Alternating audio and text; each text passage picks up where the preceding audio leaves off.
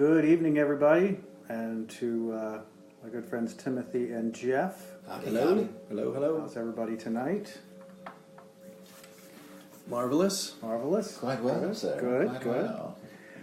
We in our desire to come up with a topic, as we were sitting here, I felt very strongly about the idea of looking at the concepts of faith and trust as a sort of a natural evolution beyond where we've gone about why we're here and what are we doing here and all that kind of stuff. That when you come down to the brass tacks of the evolution of consciousness within individuals, there's a point in the process that the ideas of faith and trust that we started with, and I'm going to assume, because most of, at least Western culture anyway, is sort of imbued into the religious experience. So faith and trust has a very specific connotation and has a very specific kind of idea.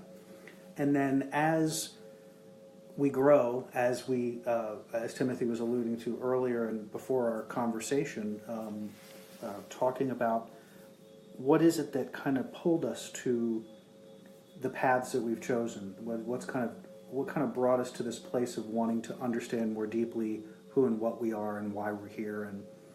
And it seems to, for me anyway, it seems to evolve into these, coming down to these sort of core principles of trust and faith, in that there's so much, and we've talked about this repeatedly through our process, there's so much we don't know. And there's so much we probably will never know until we're not physical anymore. Not here on this planet, but there is a lot that we can know. But what connects those dots a lot of times, in my experience, is where we rest on the spectrum of faith and trust. Because there are so many junctures in the process of expanding consciousness that, and I'm sure everyone who's listening has heard, leaps of faith.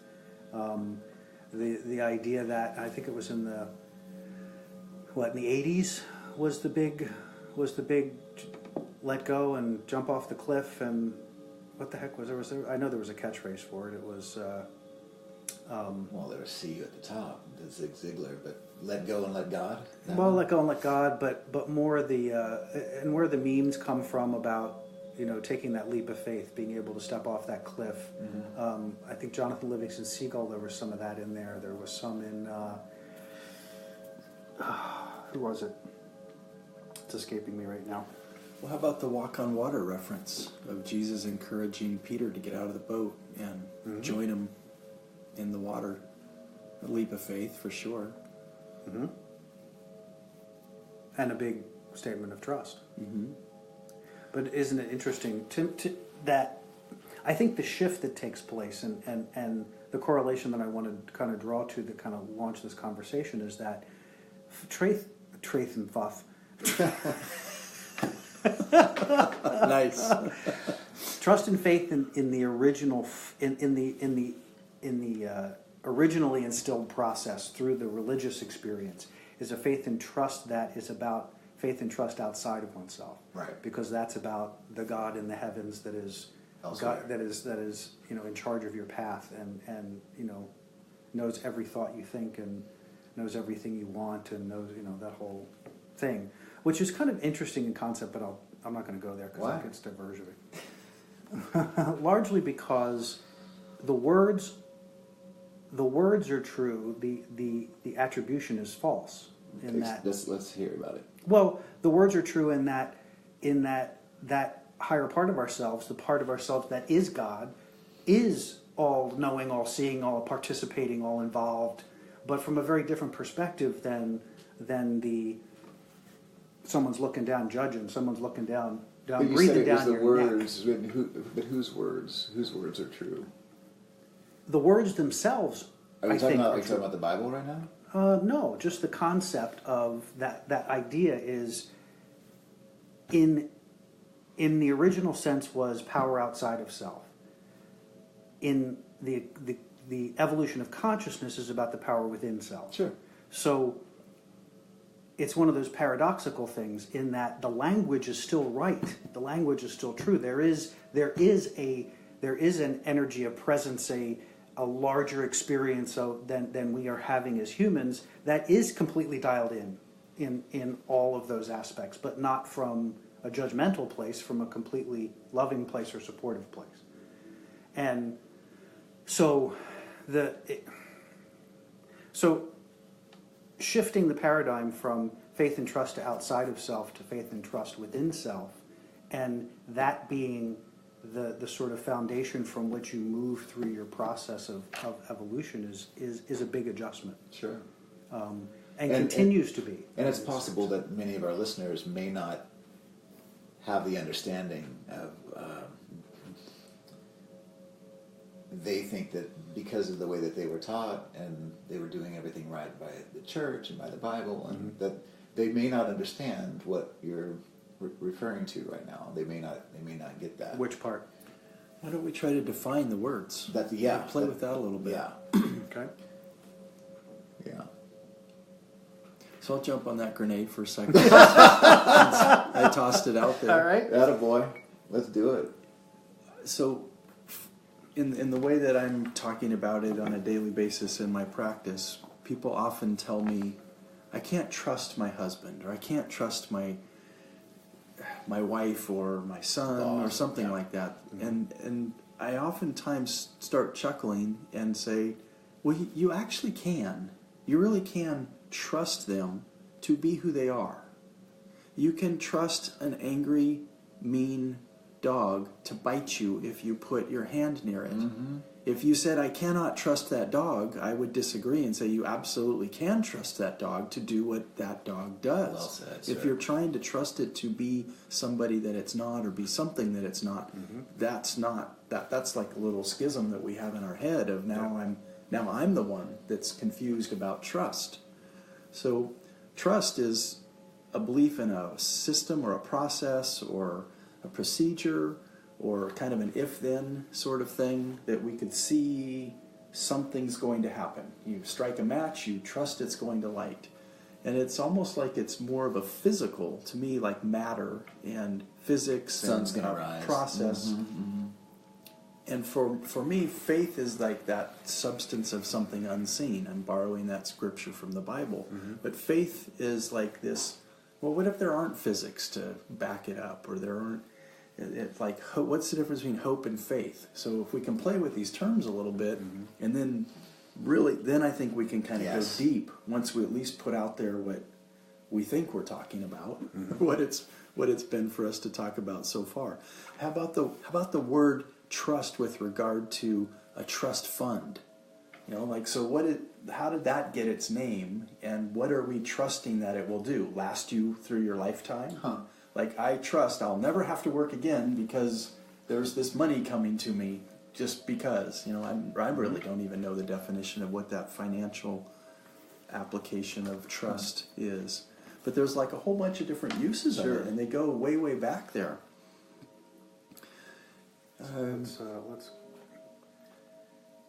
It seems like every time I've heard the use of the word faith, unless it was a girl's name, it had something to do with religion or spirituality. Right. And when people talk about trust, to me it's more about physics and science and procedure and process. And I gotta say, just based on, I'm not sure where people are and what they know about us, what we do, and our backgrounds, if they're listening to this sequentially. Or if it matters. It might, maybe well, not. You know, if I was a lifelong atheist, I might have a different reaction than if I grew up on a ranch and going to church and doing all that kind of stuff. But, True. What I used to think of as faith, and just to kind of play with your question about what's the difference between hope and faith, to me now, I guess there are certain things that I have faith about, but it's very, very different than it used to be. I have faith that things are just going to work themselves out if I'm vibrating at a particular frequency and I'm doing my work and I'm dedicated to my service and my healing practice or to my friends, my family, whatever. The way I hear most people speaking about faith, it almost seems like a cop-out. I think it's... My faith dictates. Yeah. And where there could be some critical thinking skills applied and some self-reliance applied, I think there's a lot of people that just want to push it into God will take care of it. You know, I have faith that that's all going to be taken care of, while they continue doing things, thinking things, framing things in their life that are not advantageous. And but people can have... I think it's an interesting word because for me, it's a little bit of a... I'm extra curious when people use the word faith, and most people don't know what they're saying when if you check them on it, you just hold a little like, hey, what does that mean to you? Why are you being so deep? Why can't you just let me have that? I've found that it can keep a lot of people from thinking a little bit more about what's behind curtain number 3. I'm not saying all. I think faith is a beautiful thing, but what is it to you? What's the difference between faith and hope for you? Faith and hope. How did we get to that correlation? Okay. Well, because he... No. Yeah, he used it. Yeah, no. That's interesting. Hope to me is like something that I hope to happen for my birthday, or more. It's smaller. It's Mental smaller. masturbation. It's like... Yeah, It's me just too. mental masturbation. It's just, Yeah. I hope that something happens. Faith, I don't even know what that means anymore. Let's play so with faith, that. So faith, and I love this. I'm not going to read the whole definition because it does specifically tie to religion in some regard. But the part that I love, that I think is very true, is that that faith may equate to confidence based on some perceived degree of warrant. So what that says to me is that your faith grows as your confidence in your beingness grows. Now, your faith can grow also if your power center is outside of yourself. You know, that's still, you know, I mean, you hear it all the time. You know, when people, particularly very devout religious people, talk about how their faith, their confidence in that belief system is so strong. Which again is an interesting paradox, because I'll reference a very good friend of mine who's a very devout Catholic, and is she Catholic actually? No, she's religious. She's not Catholic, but anyway, it doesn't matter. The point is that it's so interesting when she and I have conversations, because her clarity about her faith takes her to the same place, if that makes sense. So Places. the same place that I get to.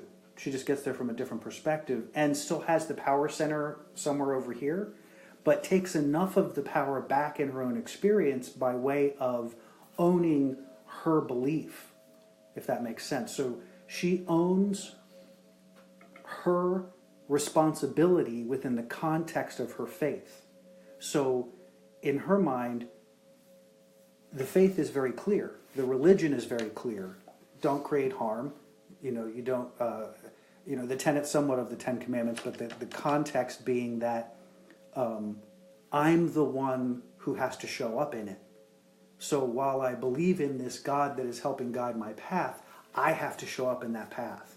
So it's a kind of interesting dynamic, because by taking that responsibility and owning it, she changes the paradigm, because that's what conscious evolution is about.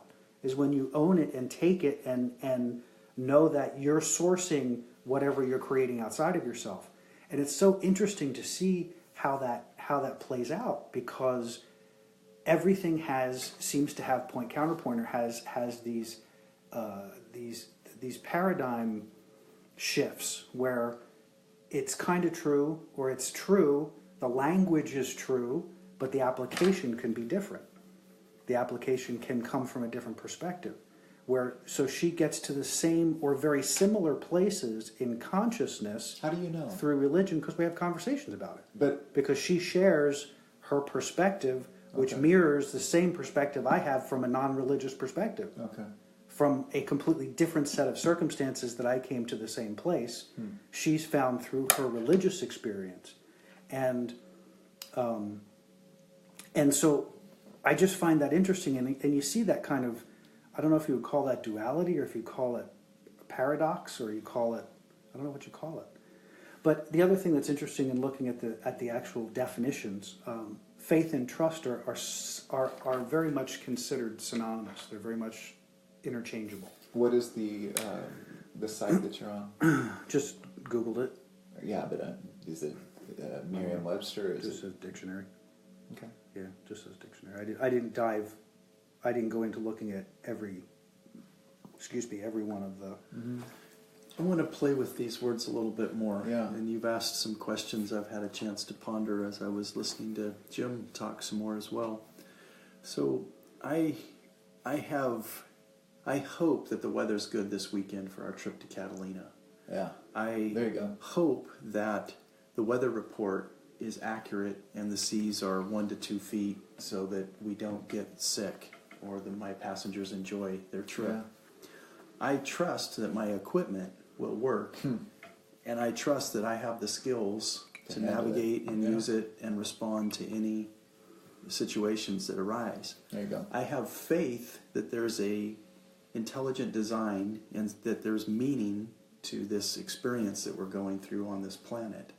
So there's a huge freaking range of difference between, for me, what I hope, what I have trust in, and what I have faith in.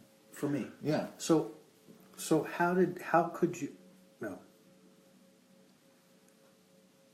Did you intentionally not tie faith to the same application that you tried that you did hope and trust? Well, because you didn't tie faith to the same thing. Because to me, in that equation, you would say, I have faith that I know how to run my boat. I know how to work in weather. But I don't need faith for that. I do know how to do it. Right. There's no faith required for me operating my boat. Well, sure it is. There's confidence. You have the confidence of knowing you can do that. That's faith. By that definition, that's just not, and I don't understand the confidence or the warrant part. A warrant sounds to me like I earn it. I warrant this based on works or based on effort or something like that. Well, sure, that's how you build confidence. You build confidence through taking action or through doing things that support that showing up in your experience. Mm-hmm. If you don't have the confidence of, I mean, as a doctor, if you don't have faith in your ability to work with people, you got nothing. Because that means you don't have any confidence that you can sit in front of someone and be with them in their experience and propel that forward. And then trusting that the things that you've learned through your life and your life experience and the things you learned out of textbooks and the experience that you've had with people builds the rapport and the trust, not only with self but with the other person, because they have confidence now.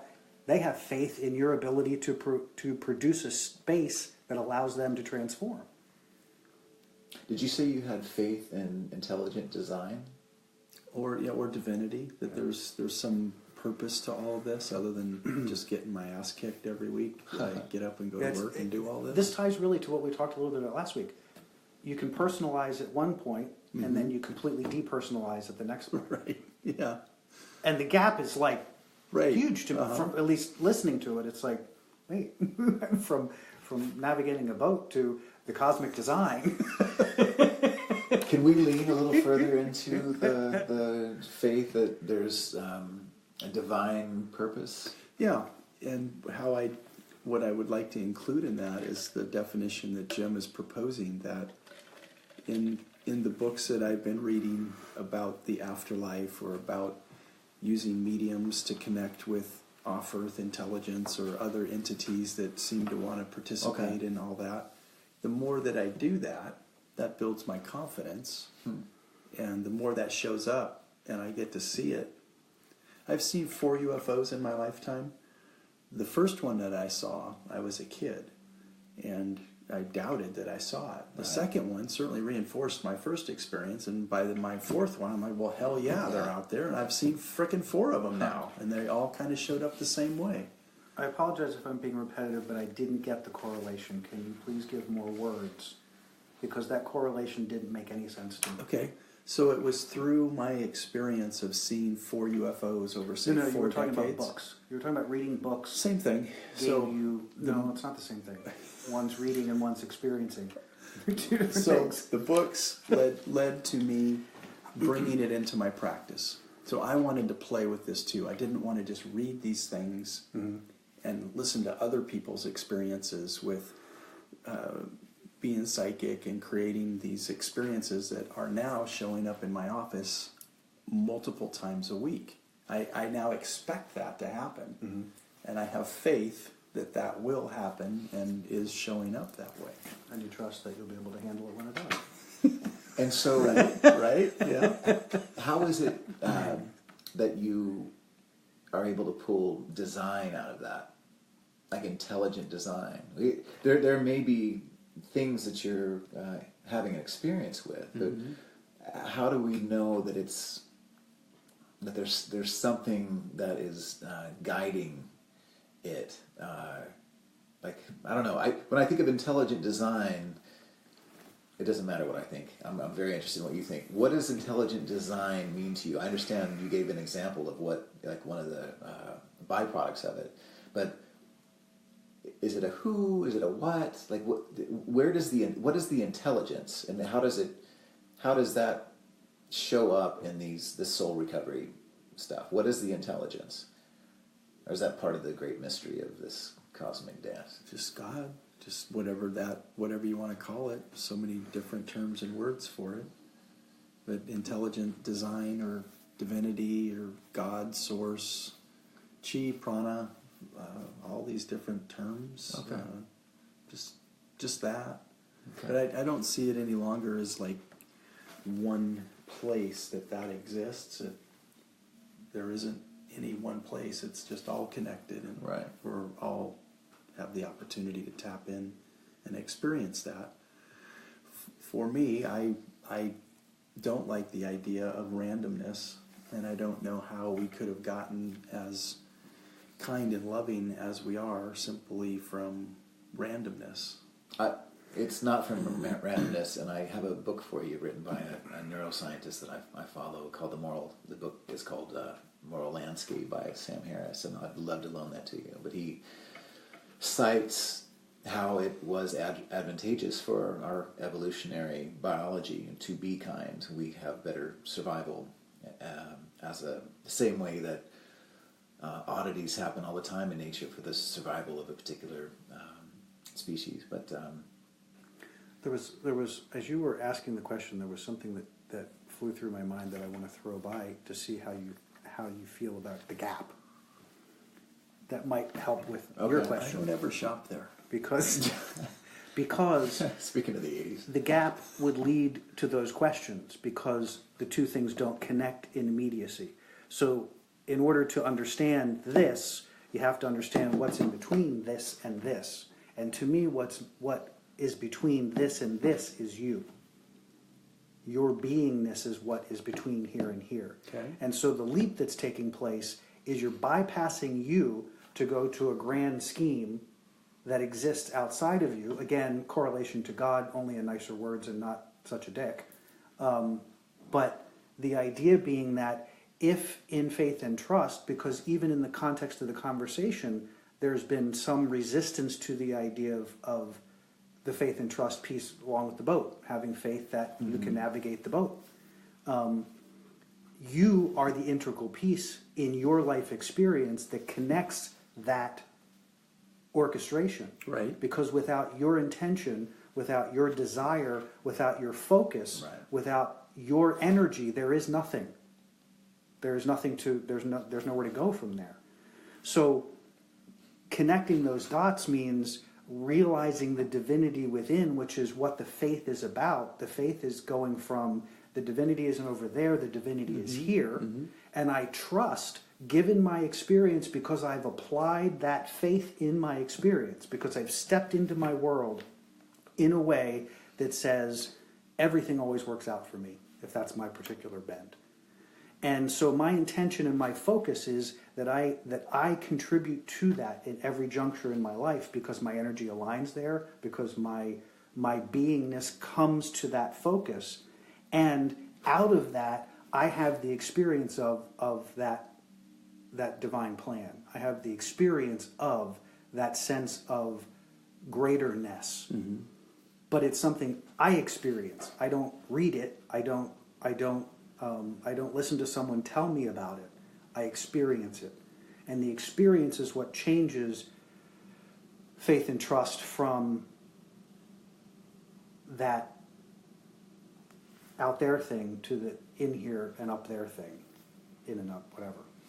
So anyway, it was a really bright picture when you were talking about that in order to get there from here, you've got to acknowledge the gap, and you've got to fill the gap. Something has to be there to make those two things come together. Because otherwise they don't come together. If you don't show up, there is no, you can't, if you don't show up, then you have no access to the idea of grand design. Because you don't show up. And since you create it and produce it and help to manifest it, you're the vessel that brings it. Which brings a whole other light to the idea of faith and trust when you go against the grain of the idea that we're supposed to be selfless. That's that never-ending diatribe of horse shit from my perspective that says, selflessness is the way to go. Well, that makes absolutely no sense. How can you be selfless and show up? The two don't. Go ahead and be dead. Even the greatest, most powerful heroes on the planet were anything but selfless. Jesus was not a selfless man, if he existed in the form that we say that he exists in. He was not a selfless person. Mm-hmm. He was a compassionate. He was many things, but selfless was not one of them. I personally. Now we just introduced another term to the process. Well, perhaps we got to selfless to go somewhere from the other end of the continuum of selfish, and not really having a healthy definition of what the appropriate amount of selfishness is. But we are selfish. Mm-hmm. We have to be selfish. Mm-hmm. At what point do we start sharing? At what point do we sacrifice a little bit, or go without, or delay gratification? Is that rhetorical? Do you want to figure? I don't know if it's consistent with where we're going, but sure. The term selfless and selfish came up, so here I am expounding on that a little bit. Let's get right back to that in just a second. Are we taking a commercial break? Yeah. I can't wait till we do that someday. Yes. So what I'm thinking about, what I'm hearing is that the energy that exists on a subatomic level in this wonderful cosmos we get to play in, that energy to you, I'm asking, is that intelligence? Is it the way that works, and all the mysteries and our lack of understanding of what that energy, that pure energy that is in this table, that's in this microphone, is that intelligence to you, or is there something outside of that that's kind of morphing that energy into something that you would think of as divine and intelligent? It's all of it. The macro and the micro. The seed of one within the other. Okay. All right. And that's everywhere you look. Right. So why would it not be consistent within the human experience, the same thing? I think the word intelligence, whenever we think, I'm sorry, I'll speak for myself, whenever I think of intelligence, I think of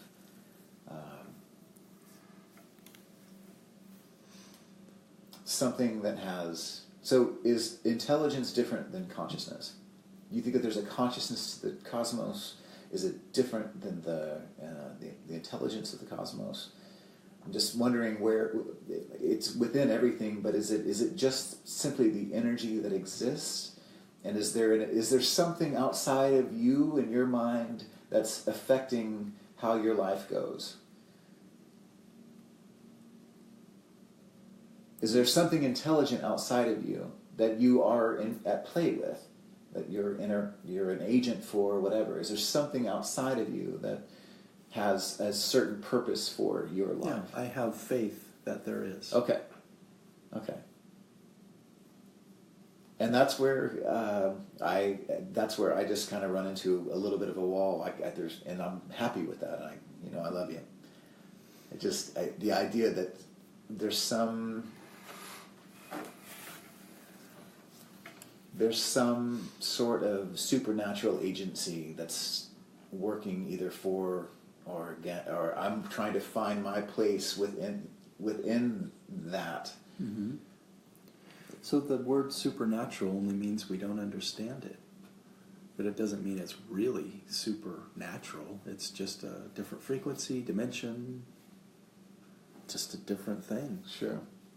And also no different than we were just talking about with Jeff and the gap from point A to point B. Right. That's your gap. That's the thing you have as a way of focusing in your experience. That where's the if there's this intelligence, if there's this greater, larger being, whatever. I don't ascribe to that. And I've been, I would love to hear a little bit more, but to me it harkens to a dance in the Christian boneyard of the indoctrination that we all had, to think that there's something that's looking after us or we're working on it. I think that my experience has been that there is a flow, and a universal flow, and when we work ourselves in accordance with what's happening in the cosmos in a proper way, not a proper way, but in a way that creates less resistance and is part of something that's already moving. To me, it's like the intelligence of a river. Is there intelligence in a river? It's energy, it's movement. There's things going on. I can swim against it, or I can be part of it. I can use that energy, right? Mm-hmm. So the idea, I guess the leap, the gap between understanding that there's so much great mystery. I don't know what's vibrating the subatomic particles at this table. I don't. I don't know what happens at that moment of conception and what animates life, I don't quite understand those things, and I'm okay not understanding those things. But the idea of intelligence, what is intelligence in your minds? Do you believe that there's an intelligence that's governing or overseeing? It's interesting that you said that. I don't choose that word doesn't resonate for me. Right. Intelligence doesn't. But again, I think it's driven on individual. Sure. What would you call it? I call it God. Okay. I call it the universe. I call it higher self. I call it an experience of something much greater than this.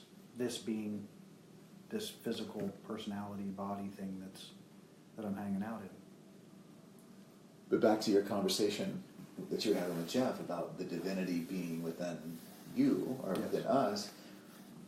How is something higher if we have that divinity? If we can't really, why are we separate from that? Why is it higher than us? Why isn't it just? I think in terms of that verbiage, it's the only, for me, it's the only, and I'm not necessarily comfortable with it. It's just, I don't know other words. When I say higher, to me it's vibrating differently. So you at your absolute best? Capacity. Is that what you mean? Like you higher self, it's you at your optimum? Or is it something at most authentic, at most most expressed, most aligned, most whatever, however you want to. Okay. But it's aligned to a consciousness and vibration Because what I know is that when that alignment takes place, there's access to things that I don't have access to Absolutely. previously. Mm-hmm. So that could be considered intelligence. I think there's also the idea of universal mind, which is an even greater a place of gathering greater understanding of what we experience here, and how where the paradoxes are and how all that stuff relates. I think there's definitely a place from this perspective that you can open to or go to or allow or vibrate to, all of which is kind of similar. Yeah, it's interesting to think about that. There have been moments where I've had journeys, medicine journeys, shaman and on and on. And it's astounding what is available in our own experience when there's just more of our brain that's activated. And there are things happening right here, right now, that if we had access to more of our receptor, that we would see in color and vibration and fractals and things that would be happening right now with what we got that's right here and now. And I think for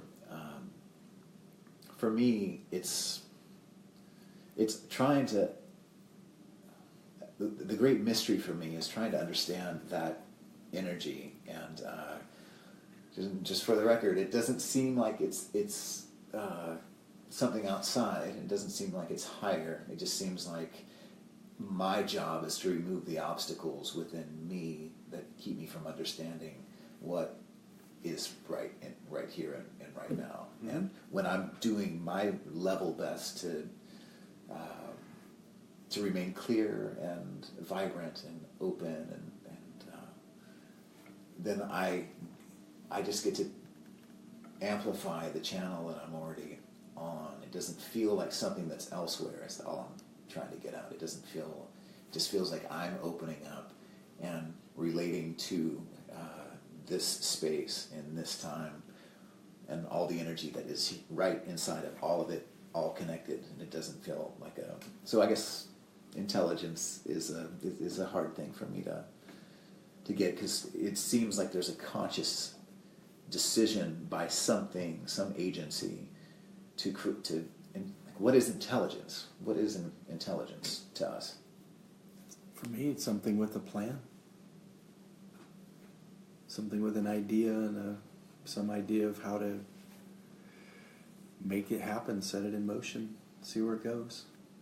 And so with the soul healing work that you're doing, the souls that are recycling, coming in, is there like a check-in point with where these souls are going and getting their, are they up-leveling? Are they, do you know where they're meeting? Is there like is there a place where,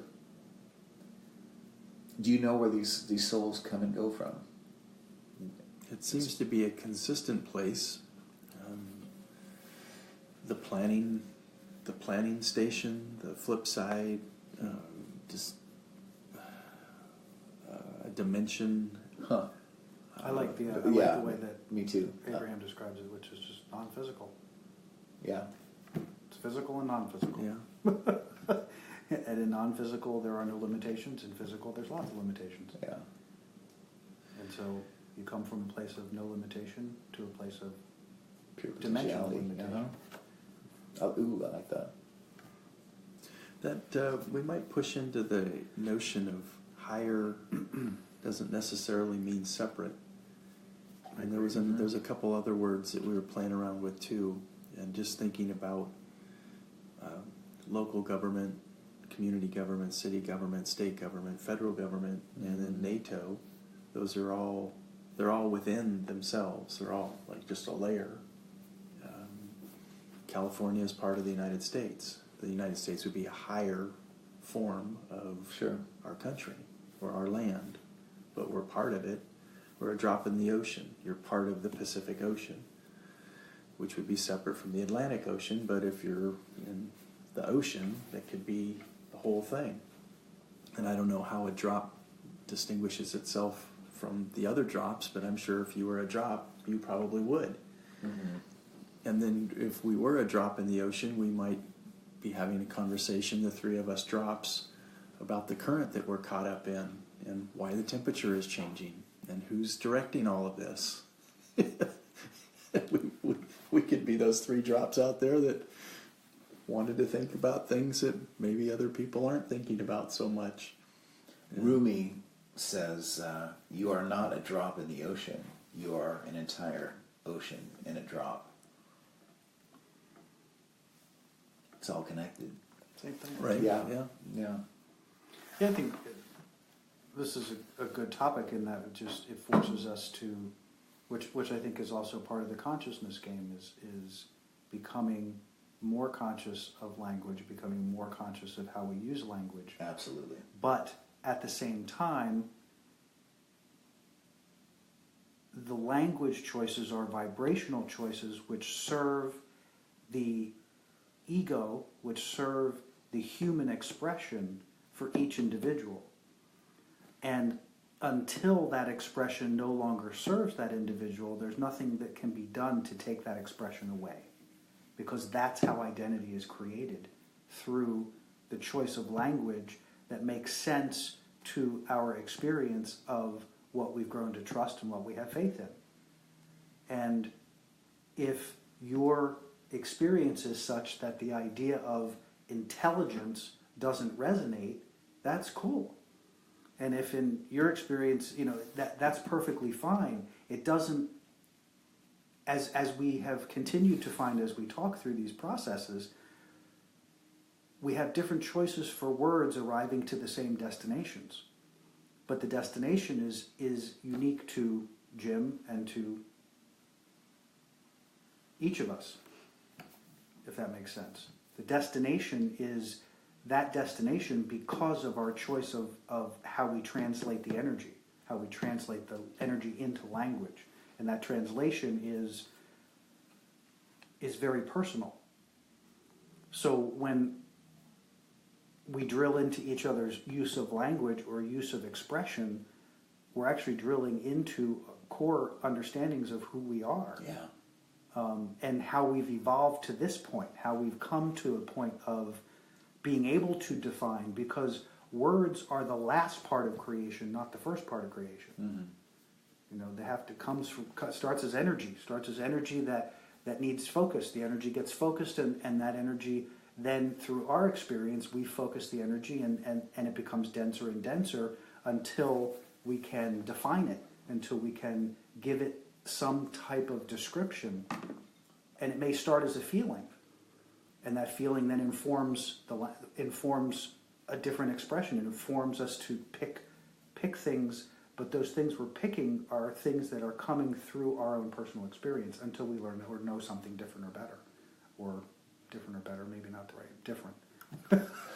Better isn't necessarily applicable. But, yeah.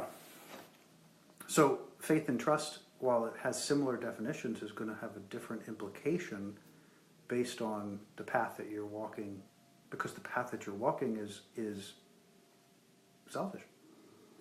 It's yours. Mm-hmm. So I want to go deep for a moment. No. I always mess up Deepak's last name. It's Chopra or Chopra or Chop Your Fingers Off or something like that. I don't know what it is. There's the fingers again. He has a talk that he gives called The Zero Sum Total of the Universe. And in his theory, and I'm sure it's borrowed from somebody else's, but he talks about if you add up all the positive energy and all of the negative energy, it equals zero. So from nothing, you can actually have something, but that the black holes and all the antimatter actually account for all the matter. So wrap your head around that if you can, a few times. So that this table, we think it's solid and dense, but there's actually less here than what we see as wow, I can't even put my hand in it because it's all relative to our own dimensions and perspective. So where I run into the difference between design and random is that for there to be a meteor hurling through space with a bacteria on it that landed on planet Earth, that somehow threw a lightning strike and we crawl out and then we shoot a rocket to the moon, that the freaking rock had to be created from something, by something, and put in motion, and where the hell did all that come from? So I can't get to the place where there literally was nothing, and now here we are having a conversation. That I just can't get there. I think about it every day. Yeah. So the only way that I can get there is that something, we call it God, somehow started vibrating or something, big old huge cosmic vibrator, had an orgasm, and here we are. Yeah. Something like that. How does it move? And how does it move what if your, that's it? What if that's it? Yeah. Yeah. And how does it move your needle forward instead of just being content with the mystery of like, where the hell did all this come from? And just like, I know you don't like randomness, but Well, it isn't I don't like it. It just... Okay, I thought you said that earlier. It doesn't get me to here. To where? Randomness does not get me here, sitting at this table. Right. A plan, organization that I used the term intelligent design simply to not refer to something called God. Yeah. That's why I used that term. Okay. And divinity is a little bit closer to God, so I used intelligent design, which is kind of like, so God, divinity, intelligent design. That's kind of where I have to stop in my understanding and experience of how we could, the three of us, be sitting here at this table. Right. I'm completely open to somebody someday explaining to me how randomness works and how I could be sitting here at this table from random events. I'm Have completely you read open to that. Origin of the Species? Yes, long time ago. I think that'd be an interesting one for us to read. But there were so many assumptions that book was based on that we've challenged since then that it has a lot of holes in it. And it was almost as if there was an intention in writing that book to prove or disprove something.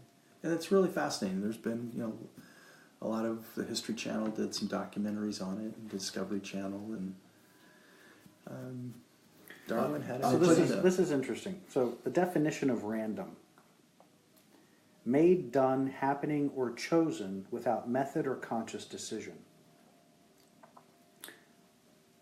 I find that definition absolutely fascinating. Me too. Yeah. Because those are the words we're talking Can you do about. it again? Yeah. Made, done, happening, or chosen without method or conscious decision. And as I'm reading this, what that says to me is randomness is a construct of the human mind. It is not an element of the universe. It is not an element. It's an element that we create. We add randomness to the experience. It is not something that exists outside of our ability to conceptualize randomness. Because, and I say that because, again, coming back to the balance of all things and how you tend to experience things is everything is always moving forward. Evolution is moving forward. Everything is evolving and moving and changing and growing all the time. And there is no act that occurs in nature that's considered random unless we identify it that way because we've decided we need to define that as a random occurrence. Because we don't understand. Because we don't understand it. But randomness is a way of saying, I don't understand. As opposed to it being an actual thing, it's more a way of saying, I don't understand this yet. So therefore it's random. Because I say so. Because I say so. And Because it makes me feel whenever better. you were talking about randomness, were you speaking about how we became these conscious and deliberate primates? Is that what you mean? No, I think where you and I were talking earlier about, I used the terms like kindness and thoughtfulness and community and cooperativeness. I mean, that I can get. But the ability to have a sixth sense or to perceive, or some of these other just amazing things that people can do. Yeah. That to me goes beyond how that would benefit a community, or how that would, the collaboration, healers. It's like what, I don't know. I'm kind No, I dig it. I was actually talking to someone today about the very, very much the same thing. That. And I need him to finish that. Can you please finish that? Of course. Well, he did one of these. Like I thought he was done. I thought we were off track. Yeah. No, we're not off track at all. Did you have more to say about that? Which one? Or about what? Because you and I were talking about, I had mentioned, it's hard for me to imagine how some people on the planet can be so kind and benevolent and loving that doesn't really serve. If it was just random and there was no process to follow, we would eat, drink, and be merry, for tomorrow we die. Just live for today and do whatever you want, because it just nothing matters. But somehow something matters to us, and that's why we do follow rules and we do cooperate sometimes. And that originated with us doing better as a species for our survival by being kind, by having empathy. Because if I have, if it's trained into my DNA to care about you, if you've got a broken leg and we're trying to go to our next nomadic, place to gather berries or whatever, over time, we all started caring about that, because if I care about you, then the next time I've got something going on, you're going to care about me. And that's where it started. But where consciousness, like full-on consciousness, began is fascinating to me. I was just talking to one of my clients about that today. What was the animal, what was the subspecies of where we are today that first started thinking on these more complex levels, and that's fascinating. And what's even more fascinating is that one of my clients gave me a 23andMe packet, and when Viraja was doing her healing ceremony with us, she had certain allergies that led her to understand that she was descended from, she had a percentage of her DNA. It's like 5%. 5% of her was freaking Neanderthal. How insane is that? And how do you put the biblical creation transparency on top of that? Why would you? Exactly. But there are people that might be listening to this, that's all they know. That's all they know. People that haven't been cracking through the walls of their perception, as long as we've been called to do. I used to be there, I used to really want to have faith that book had everything in it. And if I had a question about it, then that was me doubting and shame on me kind of thing. Right. I think it's interesting as we dive. What I hear as you were talking, and then as you were talking, and as I've been talking, is that there is a point in every one of our own processes where we reach the limit of our ability to trust beyond a certain point, and that at that point we begin to accept what man has decided is the way things have happened. And so with each juncture we go further down the road, we go further out in our ability to say, I don't think that this is necessary. I don't think the construct of Christianity is very solid. That's a long journey to get to that point. True.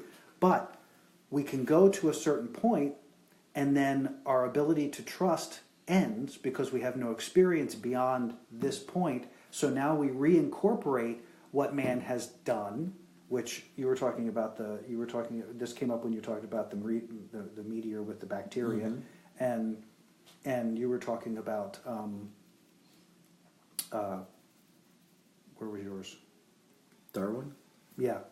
Yeah. Evolution of a species. Evolution. And by the way, And so it went to faith and trust is good. Faith and trust is good until I don't have any more place to put faith and trust because I don't have any more experience. So therefore, I have to go and rely on what is known. right. And the reality is, that's just a roadblock to more faith and trust. It's fodder for the sheeple, baby. Yeah. No, I'm not. It's not bad and wrong. I'm kind of having an aha about it, going, yeah, that's amazing. We stop believing when we don't understand, and that's the crux of Eastern Eastern philosophy. Is the point of the greatest amount of transformation potential when you completely surrender all of that and go, don't know, have no idea, but not from an intellectual place, from a complete soul place, from that microcosm, macrocosm. It all comes together in the same package. Okay. Yeah. So that's just fascinating because it, in line with our faith and trust conversation, we take faith to the furthest limit of our intellectual capacity to accept it, and then we have to do something in the interim to fill the gap until we come to more experience that allows us to push that boundary further. Is it faith or trust that we lean into when we go to bed, not worrying about our heart continuing to pump? Is that faith or is that trust? I don't know if anybody really thinks about that. Well, that's why we're here, baby. Bring it into consciousness. I think it would, for me, it would be some of both, but mostly because it's inside of me, I would trust that that's going to happen. And for me, trust is in, faith is out. Okay. And that's just how it makes sense to me. Gotcha. And I wanted to speak very quickly to the idea of the gaps in Darwin's theories. If you look at the consensus worldwide on evolutionary biologists, it's in the 97th percentile. They all agree with what's going on there. And we don't have to talk about it now, but I'd love to know what those sightings are about the gaps in what he had postulated. Because it's like the Bible, it's man-made. It's man's perception of the reality that he's experiencing that is not beyond the reality he's experiencing. So it's taking the microcosm and analyzing the microcosm to death, trying to make sense of a microcosm that is part of a macrocosm that doesn't make sense in that fashion because it's not designed that way. He made tons of sense. He probably did. No. I'm not saying that his language didn't make sense. I'm saying that his science made sense. His science. It's still man. It's still man's science. It's still man's thought process that created the science. It's not a beyond man experience. It is about man and man's ability to perceive within the construct of what his brain can put together. When you talk like that, yes. You sound like you're yelling at me, and I don't like that. I'm just letting you know I don't like that. When you push, I push back. So I'm just asking questions. Yeah, you push, I push back. Wow, there's some serious passion happening right now. Yeah. Yeah, because it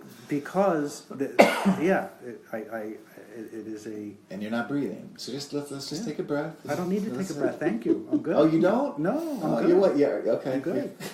I like my passion. You may not. I do. I like having that. I like some fervor too. That's good stuff. We do. So my question is, why does passion offend you so? Barking offends me. Passion's fine. You get barky, baby. I get intense. Yes. You get fussy. I get intense. You okay? I get intense. All right. I don't disagree with you. All right. I know I do. Yeah. And if it tends to be, well, anyway, that's fine. I enjoy your company, Jim, and you're welcome in my house anytime. As far as the conversation about Darwin goes, I would love to put you at task to tell me what it is that he was off on. I didn't say he was off on anything. That's not my implication. I am discussing and addressing it to what we were talking about, which But it is sounds a little woo. man's limited conceptual Sure. ability But he did to things- define the he- world he- according to man's Sure. perception. But Darwin never said where we came from. No, Right. He couldn't. He wasn't making those claims. No, he and was I'm not- making I'm- observations I'm not either. at the exact species of finch on various islands Yeah. created a different beak based on what they needed to do. Smaller We beaks. all, I think we all agree. I don't have In any dispute. I evolution, don't have any dispute yeah. with But with what we're kind of talking that about is work. the creation of evolution. Right. I don't have any dispute. The evolution with didn't create his creation. brilliance. It's nothing to do with that.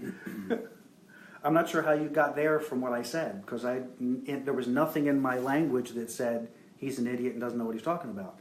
I was discussing the larger concept of that's great, but it like so many things, including religion, it misses everything else. It's great for defining the human experience and what's happening in the context of that, but it doesn't address what happens beyond that. Sure. Yeah. And I agree with that part. Yeah. Would one of you be kind enough to look up while we're talking? I'm going to tell a short little story. I'd like to take a minute and tell a short little story, but I need some This background. is the commercial break. The background would be, what is the word for hello in Swahili? If you could look that up, that would really be cool for me. I know that That's awesome. the definition of the word hello in Swahili, when someone says hello to you in Swahili, and I believe it's a country in Africa, they are saying, I see you and I acknowledge your existence. I've heard that before. Beautiful. When I heard that recently, it reminded me of a little segment of the movie called What the Bleep, Uh-huh. when the shaman in the Aztec Empire Ujambo. first saw... How is it? What does it say? I can't, not have my glasses on. Ujambo. Ujambo? Yeah. Ujambo. Hujambo. Thank you. So I see I see you that. and I acknowledge your existence.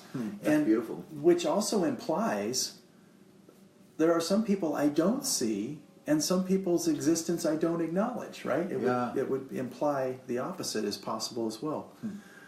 So in the movie What the Bleep, those Spanish ships that first appeared off the coast of the Aztec Empire were only perceived by the shaman because apparently, I wasn't there, but the story is told, that they had dreams about it. And it was revealed to them that there would be invaders or marauders or whatever they were called. But to the average person, the ships were physically there, but they couldn't could register. not see Yeah. them. So in the Department of Motor Vehicles data, they have all of these accidents that have happened with people driving cars that have hit motorcycles, They don't that see the them. large percentage of the drivers in the car say, I never saw them. It's not like I didn't see the motor. It's like, I didn't see anything is what they're saying. Like, how did this happen? And having been on a motorcycle, I've had many cars like, whoa, all of a sudden I'm just there, you know, and it's because they finally heard it and they're putting it all together.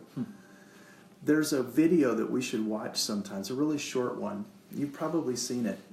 There's an audience in a theater and there are people on a stage and the orator says to the audience, I want you to count the number of times this volleyball is passed amongst the Right. 10 people or 20 on the stage. Right. And so the audience is counting. And during that act, there's a man dressed up in an ape Yep. suit that runs through the Yep. audience on the stage and then goes off on the side. And at the end of that thing, the guy says, okay, audience, how many times did the ball get passed? And they all had a number with 23. one or Yeah. two of what it really was. And then the guy says, did anybody see anything else? And there's like 2 people out of 100 that Yeah. goes, yeah, there was a dude in an ape suit there. And everybody else is like, no What? way, Yeah. no way. Yeah. And so they record it and they show the audience that, yes, in fact, that really did happen. Yeah. And they still didn't believe that it happened, even seeing the recording of it happening. So, That's awesome. so I'm tying that back to, I see you and I acknowledge your existence. So that makes me constantly wonder, who are we not seeing and who do we not acknowledge when it's right freaking in front of us? Yeah. So it is about our perception. This faith, hope, love, whatever we're talking about right now. Faith, trust.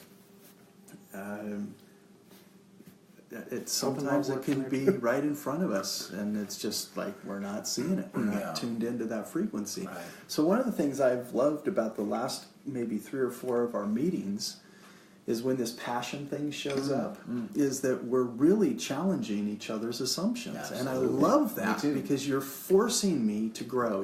And I'm welcoming it. I really, really, really want that. I love it when people challenge the shit that comes out of my mouth. To really have an answer for it. And if I don't have an answer, it's like, okay, I'm going to put that in the faith box for now until I do have the perception Put it in to the be slow able cooker. Yeah. to see it. And maybe Let it percolate. I never will. Yeah. You know, I can let it go if it at some point doesn't work for me any longer.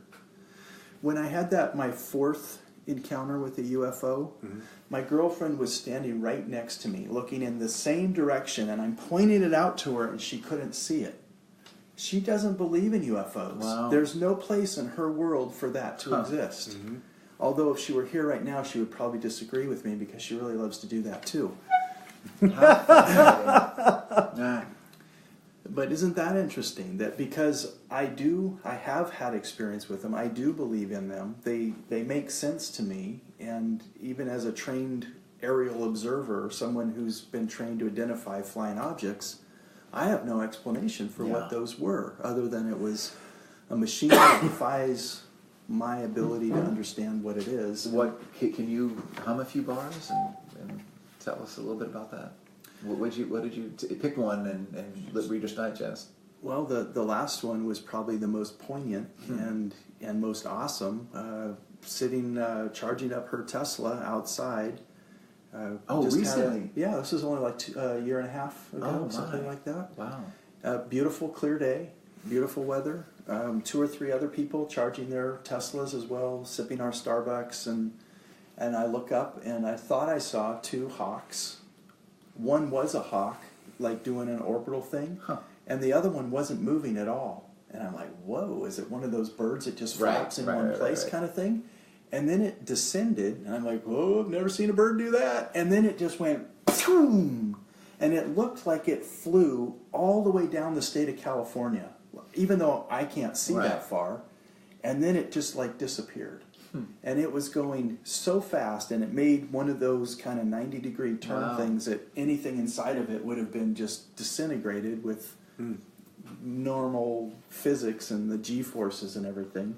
And I was literally like, look, like to 3 or 4 people, and they're all like, what? That guy's I don't off his see anything." medication. Exactly. Yeah. And so I jumped right on my lap, I jumped right on this iPad, and I'm like, UFO sighting around Stockton, California, because I wanted to see who the heck else found it or saw it. And there were several other people. Well, you go to the UFON webpage, and people are always reporting those things.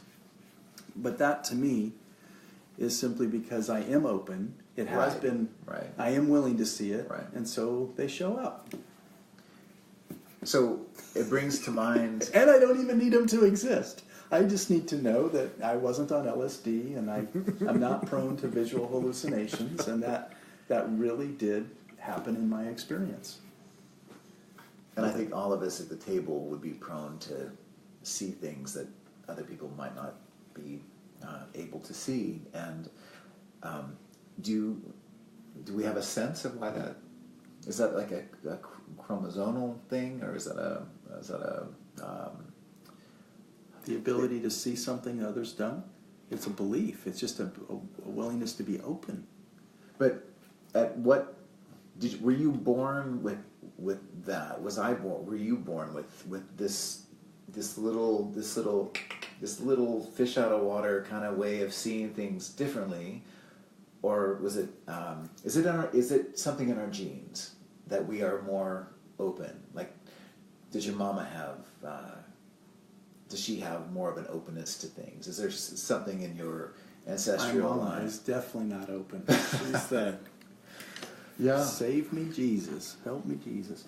I have a sense that our planet would vibrate at a much higher frequency if there were more people like you.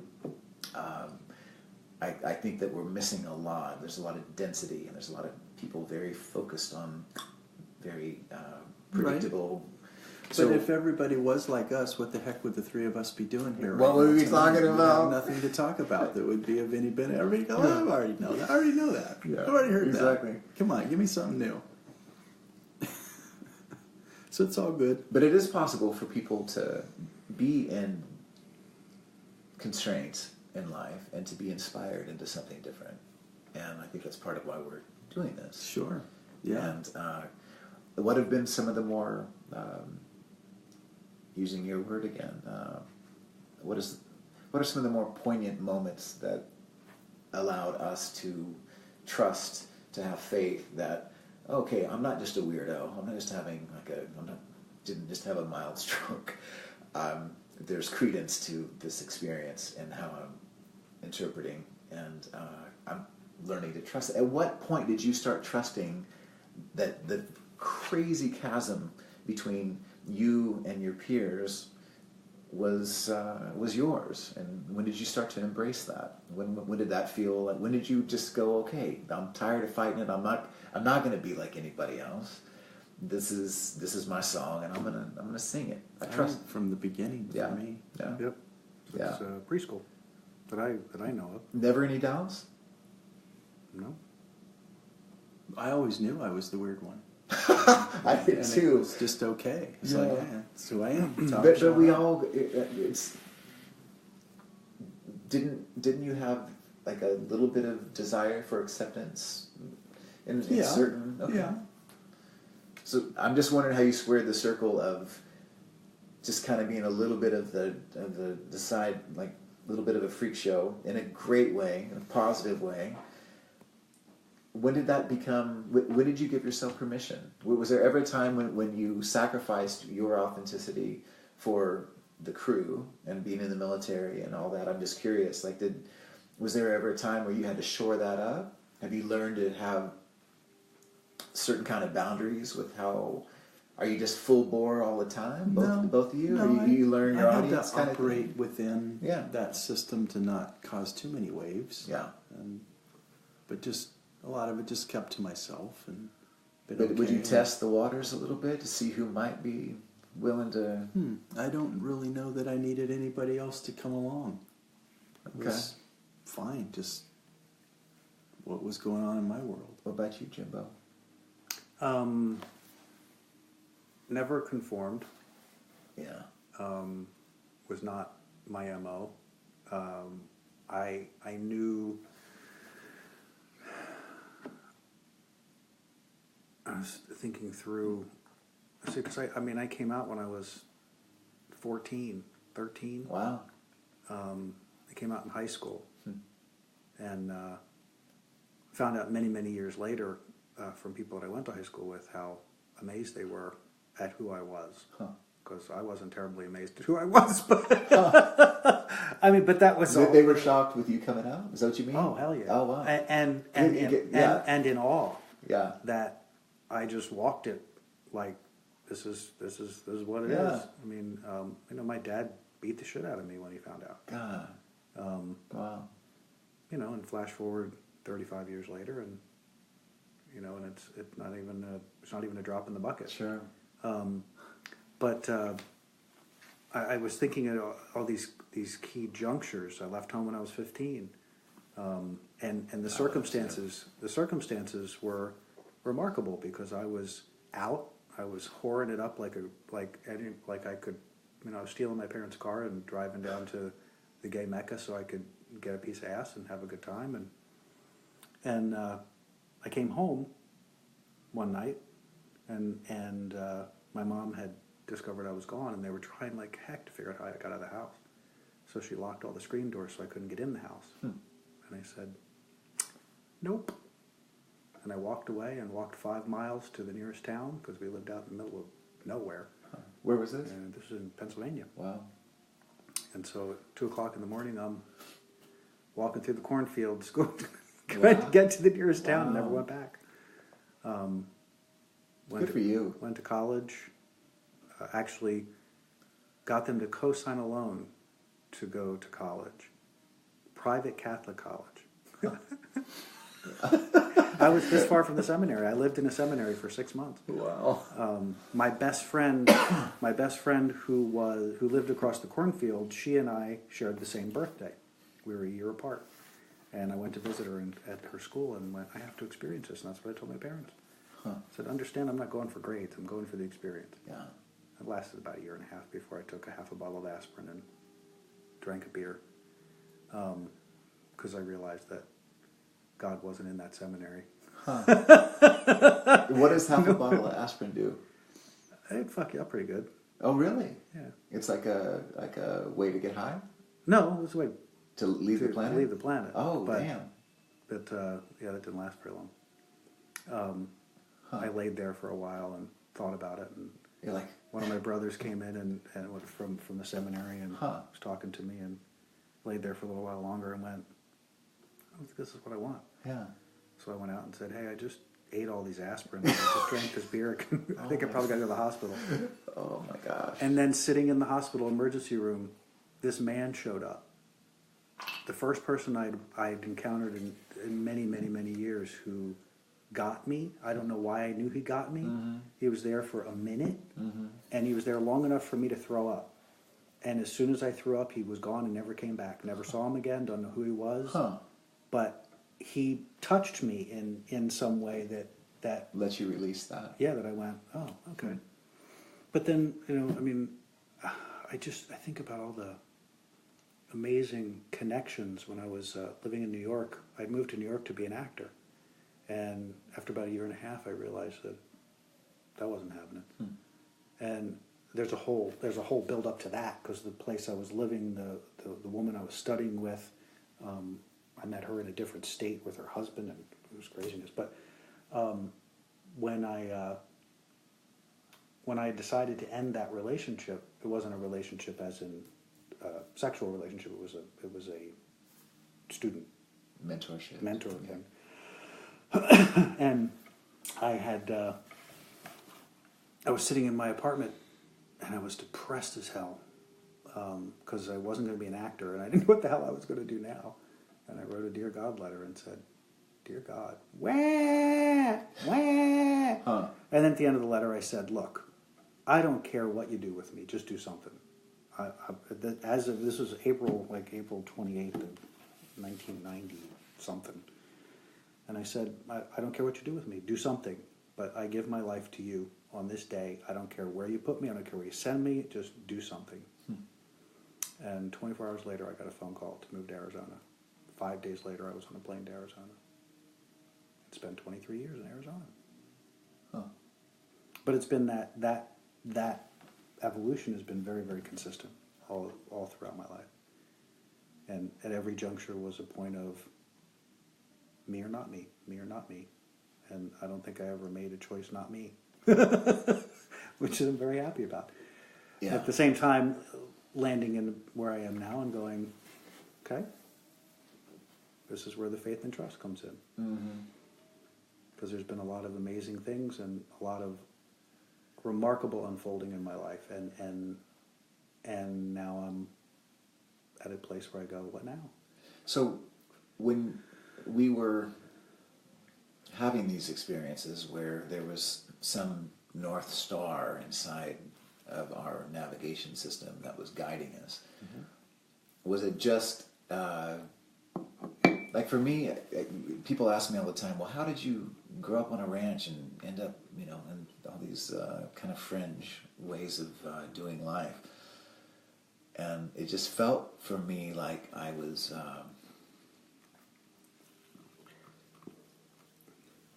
like there was a better vibe. I just had I guess that might be some faith that I had, was that there was a better vibration, that this can't be all there is. There's gotta, I would like to keep seeking until I felt more comfortable around certain people, and I felt like I tried to broaden my perspective, and travel was so important for that. And but we seem to be in a place that's very dense in the way our society is going, and I just wonder if there's if we were to try to help anyone that might be listening that is stuck in something, or how do you guys help people listen to their instincts? What in your healing practices? How do you get people to begin to have faith and trust in what they've got, what they're going? I like what you said earlier about you can trust that dirty dog to bite your hand. You know, what are some other ways? I mean, are there some quieting practices? There's some meditation going on. Is it about quieting the mind? Is it about using the body? I mean, what are some of the ways that people can dial in? Wasn't there some phrase about believe nothing, question everything? And, at some point the answers will either make sense to you or they won't. Right. And if they don't make sense, then keep asking questions about that. Yeah. If nobody can answer it, stick it on the shelf for a while and keep the question alive. Damn straight.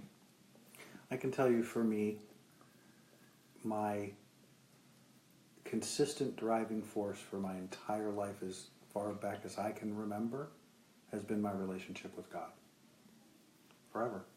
I can't think of any time that wasn't foremost in my desire to understand more deeply. And still to this day. The depth and the power and the change in the relationship, but how does that relate to clients, or how it relates specifically to clients, is because that's what I see when I see them. So I speak to that. You see what? God. Okay. So I speak to that. I don't speak to brokenness. I don't look at brokenness. I speak to that. And in speaking to that, you touch that part of them, which may never have been touched before. Sure. Or it was touched, but it was touched in a way that it shouldn't have been, or it was, or life circumstance, or the things that they chose throughout their experience created circumstances that made that look muddy, or made it look less than what they thought it was. And for me, it's consistently bringing the power of that and the strength of that relationship to the forefront. And that may sound a little wooey, but it's not even a little bit. It's driven very much on how does that work in my ability to live in this planet and work in this world and participate. Because from that perspective, to me, there's no judgment. From that perspective, there's no bad. There just is. And when you take all the labels out, and you take all the crap out, and you have what is, then you can deal with what is. And what is typically is not nearly as intense as what we've judged it to be, or emotionally filled it to be. So, and that's been an important part of my whole journey, is that I've always wanted it to be, and have desired it to be, practical and applicable. That, you're not sitting on some cliff somewhere going woo woo woo woo. That there's you can go do that, but then you got to bring it back and use it in your life, in your world, to create the things that you want.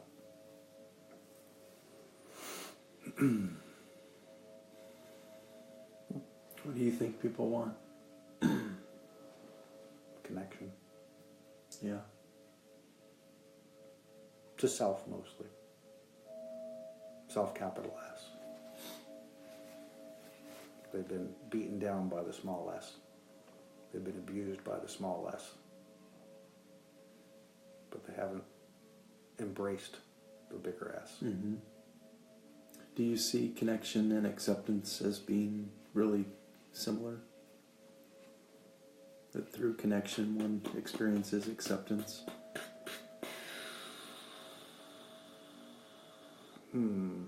No, I don't. I think acceptance is an ego-driven concept that has nothing to do with anything spiritual or expanding. Because acceptance, unless you're talking about self, but I don't think that people have. As a general rule, I don't think that people can understand that concept, because acceptance is so much based on either what society says, your parents says, your significant other says, the priest says, the whoever says that acceptance is based on. But when you can get to, I don't choose to go there because I think it's even more mired than religion in its use, where it isn't about who accepts you. Because if the self-acceptance isn't there, if that connection isn't there to self, it doesn't matter anyway. The connection to that relationship, that connection is what is going to drive everything you do going forward. And out of that connection, you'll find deep levels of acceptance with self. And then anything else outside of it doesn't matter. Somehow I think we were saying the same thing. Probably. That there is a balance of internal versus external, both validation and acceptance and connection. That they, for us to accept each other and for us to connect with each other, there has to be some blending of that. And for us to accept ourselves, we wouldn't be here. I couldn't be here if there wasn't some significant level of self-acceptance. Mm-hmm. To be able to have this conversation, and which can lead to very deep connection, because that level of self-acceptance is, to me, where you allow that authentic self to express, or God, or whatever you want to call it, higher self, bigger S self. Mm-hmm. It's where that begins to show up in this experience. We were talking about, somehow we landed on what do people want? What do we want to experience? And Jim tossed out connection, and I doubled down on acceptance, and we kicked that around for a little bit. If you want to put a couple kicks in there. Well, he asked me if. What did you ask me if connection? I don't remember. He asked me if connection and acceptance. Some correlation. And I said, or one leads, they're related in some way. I think the acceptance idea is what I was asking about, with recognizing that we were all our own unique fish out of water, and being the youngest of a bunch of kids, and I kind of liked it when people took a shine, appreciated what I had to say, and it's a part of me that wanted to. I think I felt so far on the fringe that anytime, and that's where sports were a big thing for me. I really felt a lot of camaraderie, a lot of acceptance, a lot of appreciation. But they wanted me to perform, but they weren't interested in what I was thinking. It was just like, okay, now you just, I talk about my dreams I had, or some, I thought everybody talked the way I thought. And people would just say, Timmy, just keep scoring touchdowns, and keep that voodoo stuff to yourself. Like that actually was said to me. And it was just, it was a little disheartening for a young kid trying to figure out, and then so much time at church. Oh my gosh, we just spent, and I went to Christian school, and it was just such an interesting thing. And I had questions, and I liked the idea. I liked the camaraderie with I liked the fellowship. I liked the what I would consider toning together, singing a familiar song, uniting around a wonderful myth. That all felt really good, but I didn't feel like I was getting into the truth. I didn't feel like I was getting the nugget out of this life by parroting what was taught to me, because it just didn't, who wrote it, and how many times has it been touched and retouched, and there was just all these inconsistencies that started showing up around that, and that was kind of a big deal for me, was coming to terms with the idea that my critical thinking mind was not in a space to it was in a perfect space for me, but it was very discombobulating to my environment. And so I constantly was trying to weigh what this thing could look like for me to have that sense of tribe and still feel self-expressed. And there was a long time where it didn't feel safe to be self-expressed. And I didn't know I was longing for that. I just thought I was a weirdo, and I know that I am, and that's the difference. Like the moment when I quit caring about what other people thought about me, was when I began really, really shifting, because I was taught that I need to be a functional part of this particular kind of tribe, but it's just like, I don't speak this language.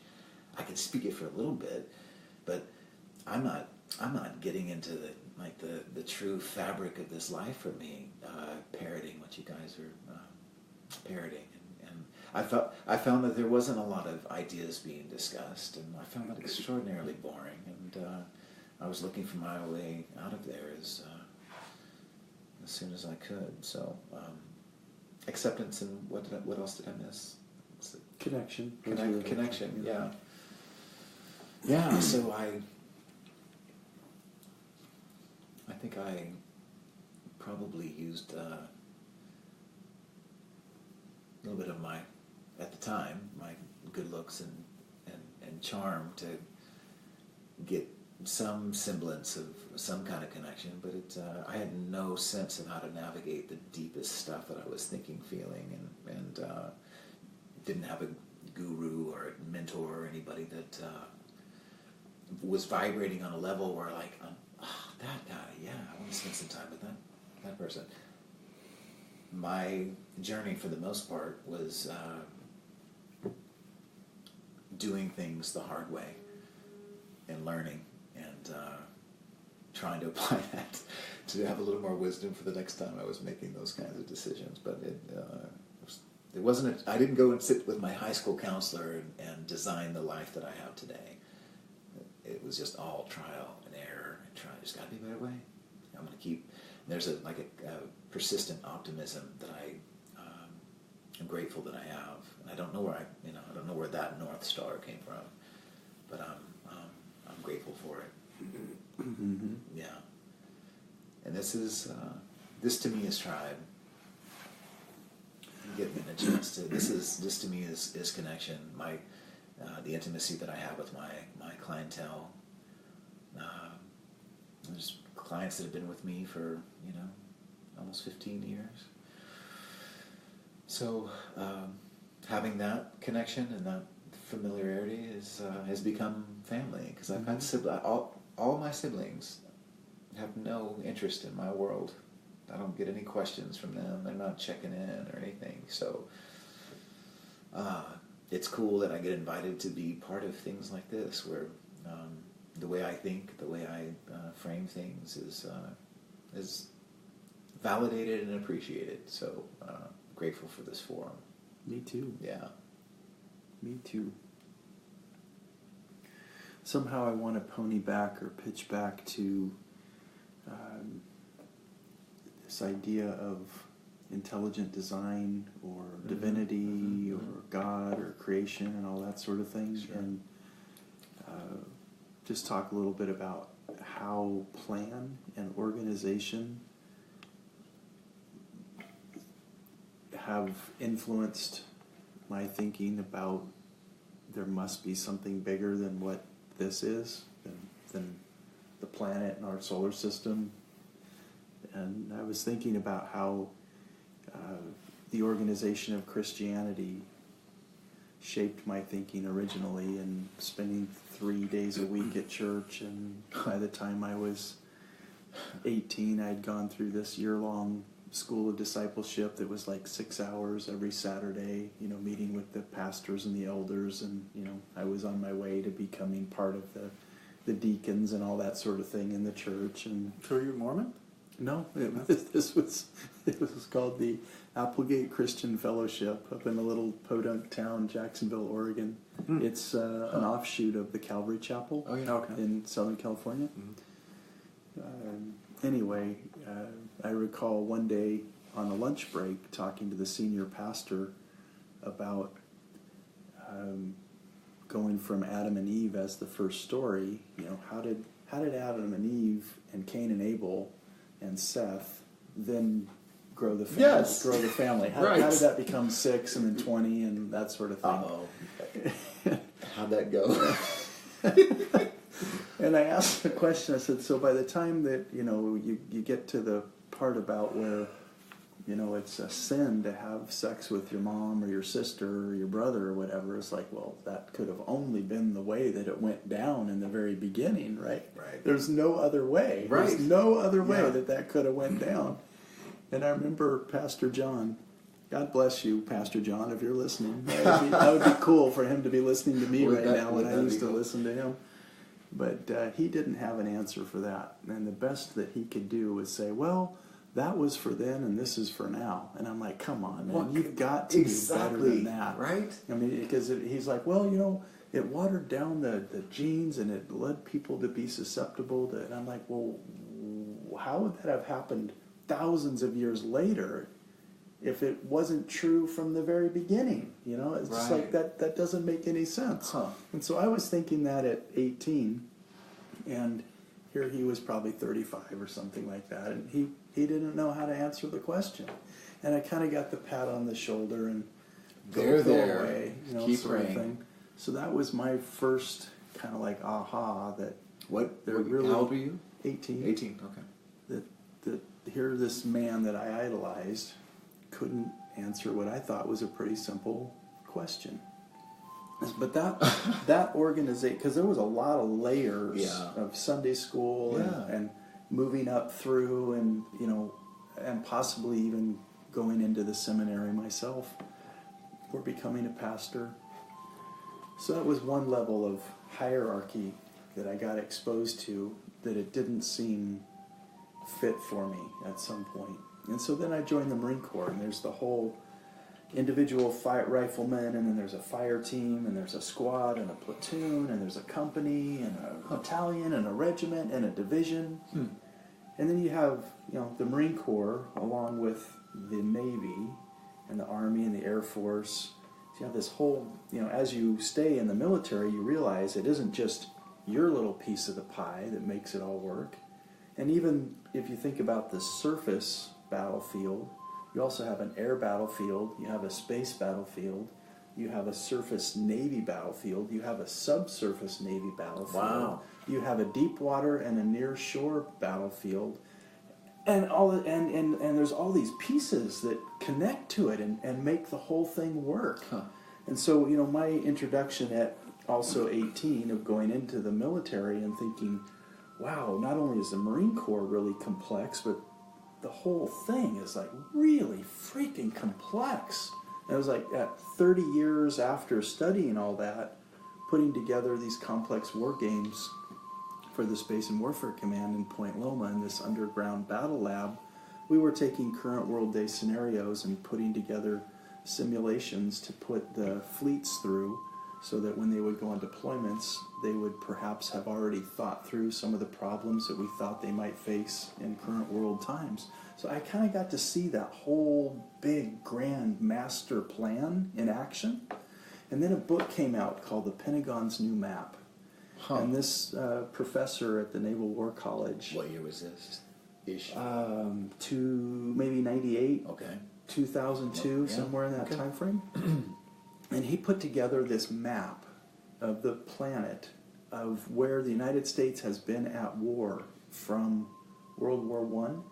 So he put together, World War I, World War II, Korea, Vietnam, Somalia, Grenada, all these different places, Kosovo. And he showed that the places we've gone had a per capita income of less than $2,000 a year. And that if you can get the per capita income up to $2,500 a year, there's no drug lords, there's no infighting, there's no skirmishes. Huh. Schools get built and they stay built, and kids graduate through the 6th grade.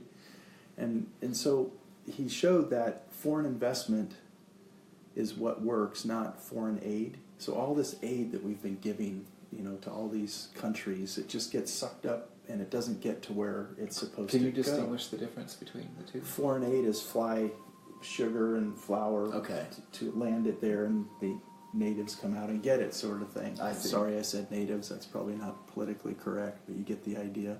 As opposed to foreign investment, which is... You're going to hell. Infrastructure.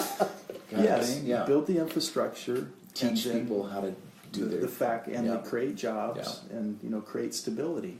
But what happens is when you create stability somewhere and the drug lords are gone and the warlords are gone, Kentucky Fried Chicken will build a KFC and Starbucks will come in and Pizza Hut and McDonald's that create those jobs, and all that money comes back to the United States, which is really, really fascinating. That the whole thing in that book, the book laid out, this is all about money. All about money. And in that moment, I wanted to rip my hair out. Jeez Louise. And the reason I wanted to rip my hair out was because at a certain time in my life, I was trained to be willing to fight and die for my country, to promote freedom and democracy and all this sort of thing. And I'm realizing it's about corporate greed. I mean, really, if you're hearing this for the first time, it will be way too hard to digest in one exposure to this. So you're going to have to go read the book and go through the process of absorbing it over time before you could get to a place that you could hear it the way I'm saying it and just go, okay, that makes sense. So here's this, again, 30 years of my life watching and understanding the whole global infrastructure of knowing that the Spratly Islands are such a key place, in Taiwan and all these little places that are so important to commerce and the economy and trade and all this sort of thing, and how fragile all of it is. But to get to the point where it isn't about communism over democracy and all of these other things, it's about money. And so that really shattered my perception of what I thought patriotism was, raising the good old flag and all that sort of thing. And it also shattered my world of all these other men, older men that I admired, that were my mentors, that were, this is for God and country and glory and patriotism, all these sorts of things. And it wasn't. And I'm like, how could you fuckers not see this? You're older, wiser, more experienced, smarter than I am. Yeah. And so I was like, I'm out of here. I'm done with this. And my son Joshua had just gone into the Marine Corps. And he was going to carry on the family tradition and blah, blah, blah. And I encouraged him. I said, when you're done with your first term, get out and go figure out what you want to do. But this is not what I thought it was. Right. I'm sorry I didn't discover that sooner. But how did he respond? Fine. Yeah. He's like, he's glad he did his hitch. And took heed? Yeah, he did. Yeah, good. He did. So all that to say that through...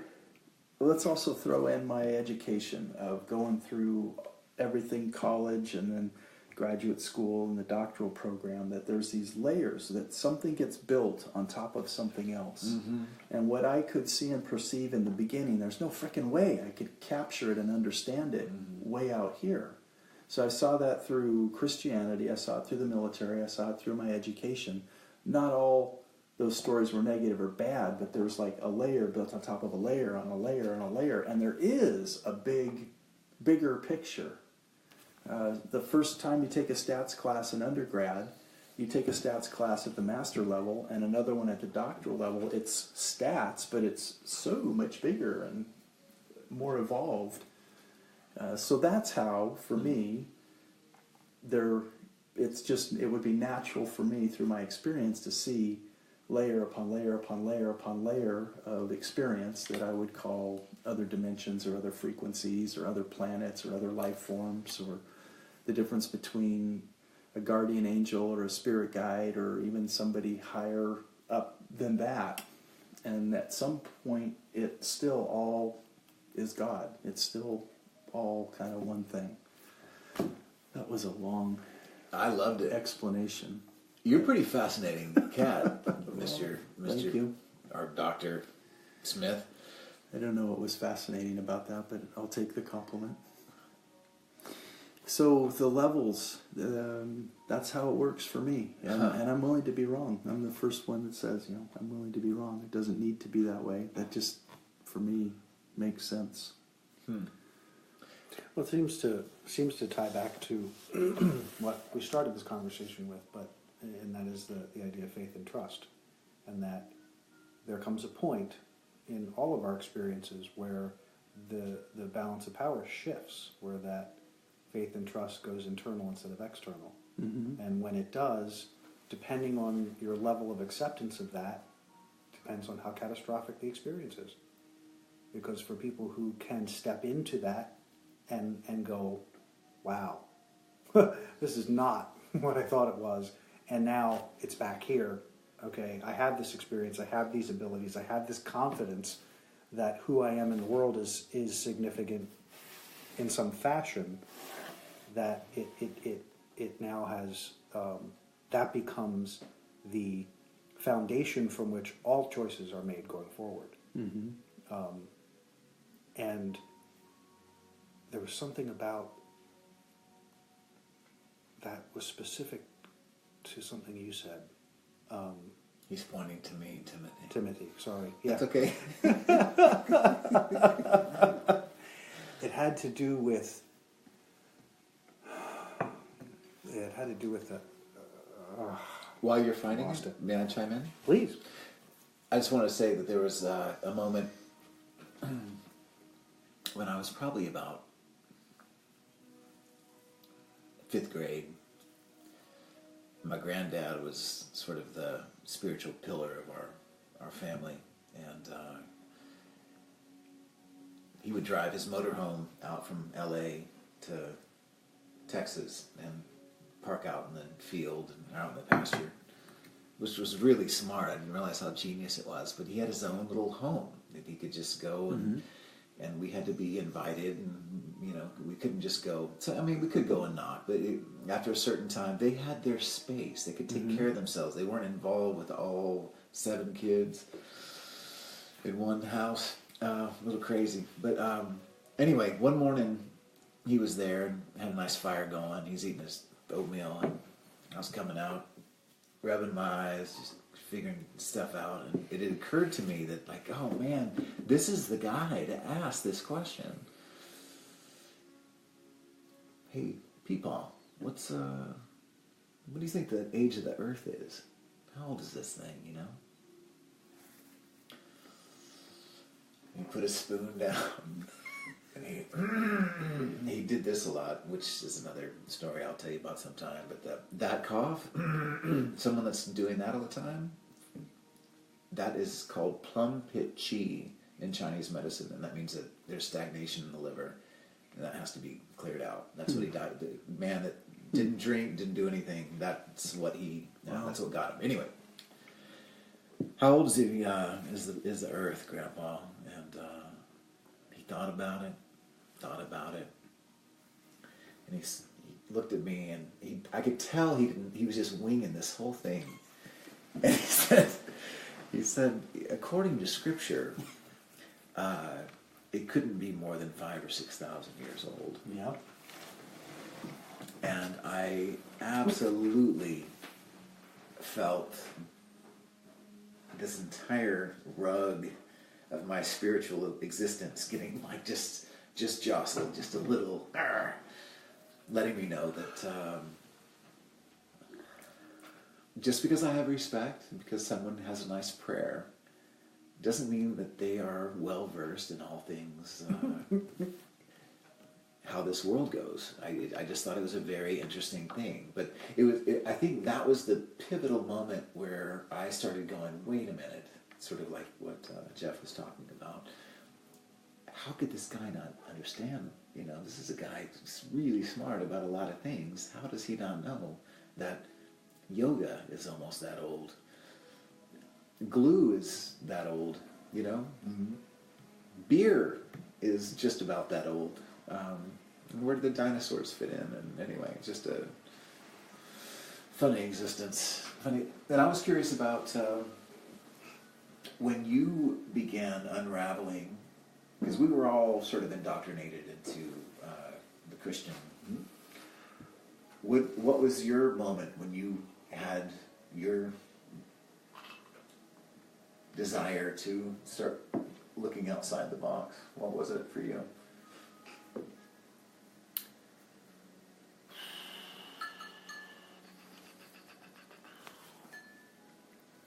Well, growing up, we went to church every Sunday.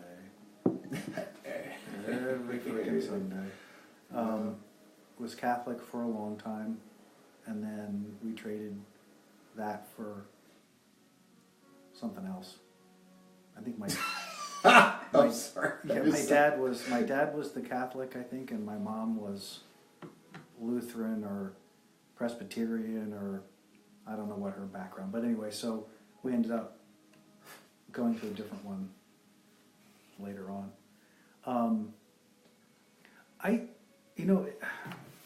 It's such an interesting question, because as you guys were both talking, I was reflecting on my own experience and kind of thinking, how did that evolve for me? Because I don't recall a specific one incident. There was a lot of, went on for me, like what? And then we have no record of Jesus between 12 and 30. Yeah, you expect me the to most prolific this? guy, and he's gone for 18 years. We don't have no idea what he's up to. Yeah. He was about his father's business. Yeah. Building cabinets? Like, the most prolific... Which dad? Spirit, yeah, which... The father or the dad, or who was this? Oh wait, he didn't have a dad. He was immaculately conceived, so there was... What? He sent himself to be crucified to himself. It's a fascinating... Anyway, go ahead. So what I found consistently in my experience is that if I talked to people who couldn't answer my questions, it was, and this is going to sound really bizarre, but when I felt like I could answer questions they couldn't answer, I had no use for them. Yeah. And I went on. And I went, okay, next. You're not it. Yeah. Moving on.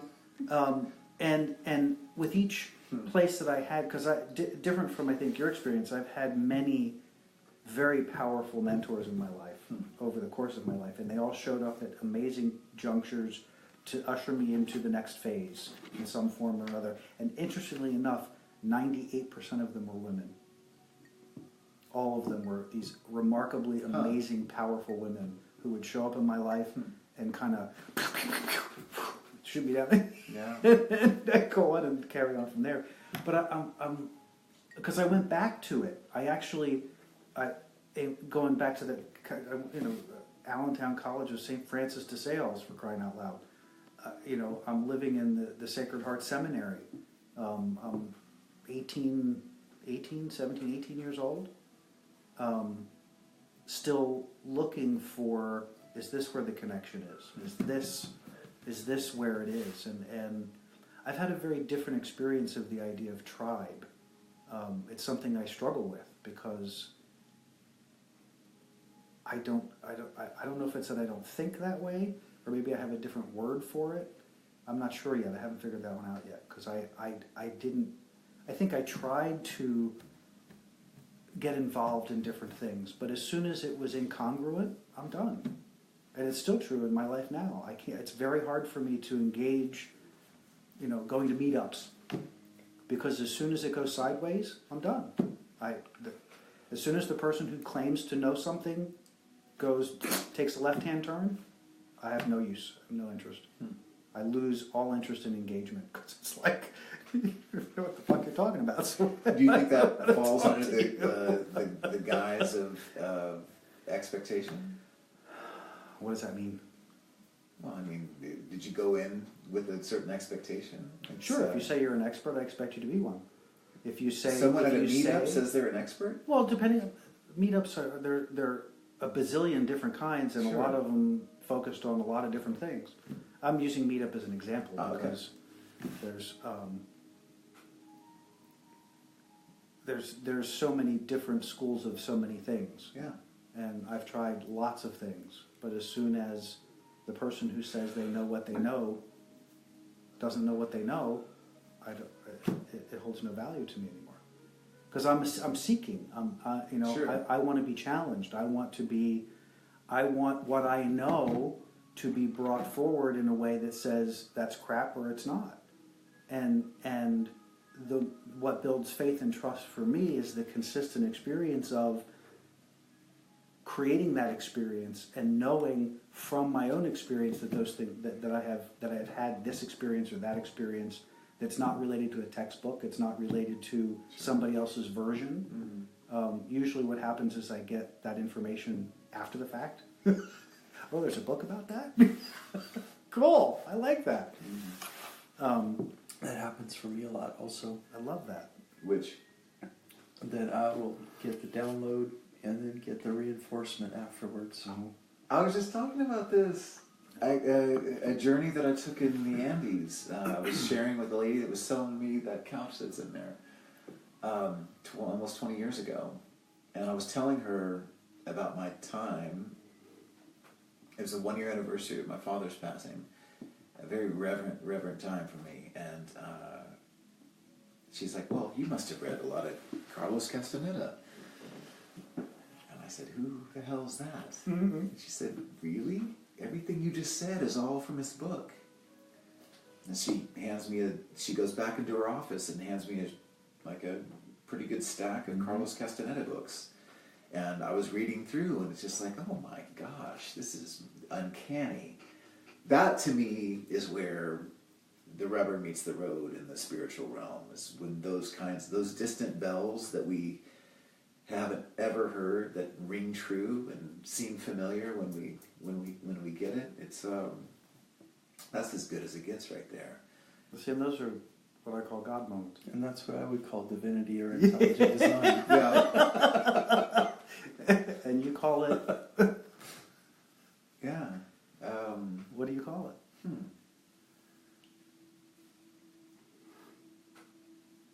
Synchronicity, you know. I don't have a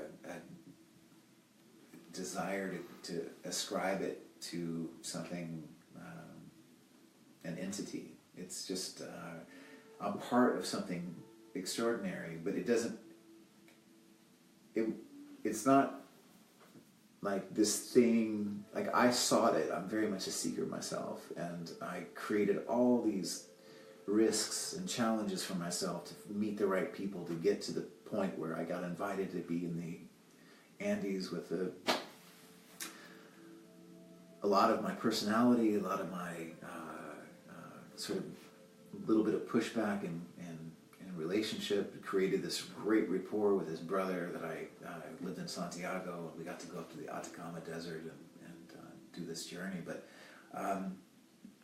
that to me just all seemed like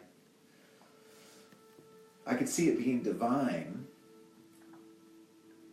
I don't know what Webster says about divine, but go ahead and look. It tastes good. Isn't that like a candy at Christmas time or something like That's that? divinity. Oh, okay. Divinity chocolate or divinity. And that comes from divine? It doesn't come from the divine. It comes You pick it off a divine source. But I had What was I of looking up? Divinity? divine. Divine. I had Divine was a drag queen. that's what I was about to say. A not so good drag queen, if I remember correctly. She was an original. Yeah. Not believable, but entertaining nonetheless. Anyway, I had a lot of time spent with ancestors in the Andes. Up at about 15,000 feet, I had a lot of space and time and deep connect. I was in an Inca village, and that was, all blown out and the stones and where they had their fires, and I was in some of these places, but I had deep connection to ancestors in that moment. That felt divine to me. Addressed, appropriated, or devoted to God, capital G God, or a God, lowercase g. Yeah. Religious, sacred, divine worship, proceeding from God, or a God. God, that's a lot of gods. I said God, that's a lot of gods. So, yeah. See if there's another offering of another description. That's the only one. That's the only one. They all say the same thing. They all say very similar. Means relating to God or extremely good. An example of divine is the nature of Jesus. An example of divine is a person who's always following religious somethings. Yeah. See, that doesn't resonate. But Divine also has an old-fashioned, an informal meaning of being very good or pleasing. there you go. I As like she that. looked absolutely divine in her blue and white gown. But that's Pleasing. Pleasing. What was the word right before pleasing? And very good. Very good, or actually. That is awesome. But yeah, it was this extraordinary journey, and but as far as there being, I got to be involved with an energy that was flowing through, that was already there, and it almost felt like they were waiting for me. These ancestors, you know, when I had some of the questions that I had about my life at that time. And I was, you know, just completely in the throes of a peyote journey, which was awesome.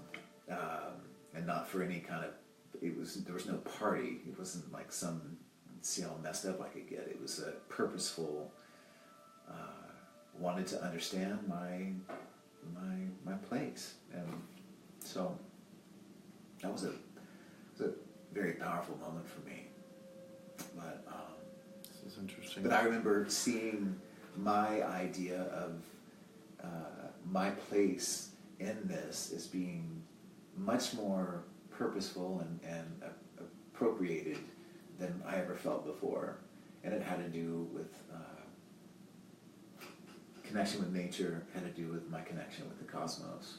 The natural world was really revealing itself to me, and in ways that I had always sought and cared about and didn't know how to get there. And yet there I was. It was fantastic. I would recommend it to anyone that's seeking, you know. Pink pill. Under the radar. What was the last thing that you found interesting? Just more of similar to what we were talking about before, which is that man's definition, because it gets deeper into supremely great, good, etc., very pleasing, attractive, but then it went into a theologian, which I thought was interesting. That divine could be defined as a theologian, divined as a transitive verb to prophecy. Wow. To find out by intuition. Ooh, see, that's okay. To engage in divination. That's where it comes from. Yeah. Right? But it's interesting that most of the definitions are all driven around religion. That's what I'm getting at. And that, again, coming to that point of that, running into that wall where... But that's not how I'm using it. Right, but running into that wall where we have to use a word or language to describe, right, because we don't have something... Yeah. So I just like the idea of a plan. Yes, you do. There's a plan, and it's a good one. And we get to choose to hone ourselves into being part of it or not. Yeah. I can get on board with that. There's some structure. Yeah. That's all. Yeah. I don't really care who's pulling the strings. If it's us, if it's some other thing, don't know. If it's me pulling my own string from a different dimension at a different time. Right? Probably more likely than any.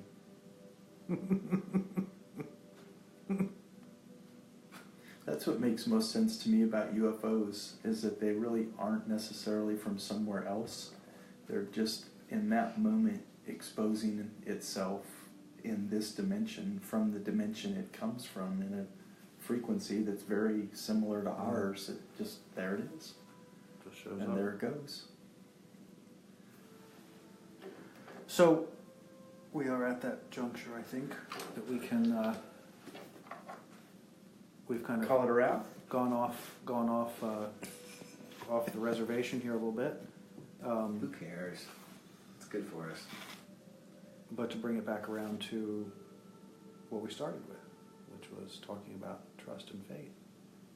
And interesting, it didn't really go off the reservation much. But I find it interesting that when it comes down to it, the thing that drives us ultimately is trust and faith. In everything that we've done that propels us through our lives, the junctures of those things, those events, in our experiences anyway, based on what we've shared, furthered the experience of trust and faith. Where for some who are challenged with owning the creation of things in their lives, that trust and faith is harder to come by because it's still seen as an outside source, an outside force creating or impeding on our personal experience and giving up that power. Mm-hmm. And so the trauma becomes the powerlessness of losing that trust and faith, of losing that intrinsic part of us that I think is the confidence in who we are when you experience something that is so far beyond one's ability to include it as a part of creation. And that comes down. Then we're getting into conversations that have to do with right, wrong, bad, good. Yeah. But what have you guys come to experience or understand? Excuse me, about trust and faith in your own process. Did anything change or shift in this conversation about that for y'all? Again, for me, it's being able to challenge all the assumptions that we each had, and we got to play with those a little bit. And this discussion helped me understand a little bit more how I got to a place to use terms like divine or source or intelligent design.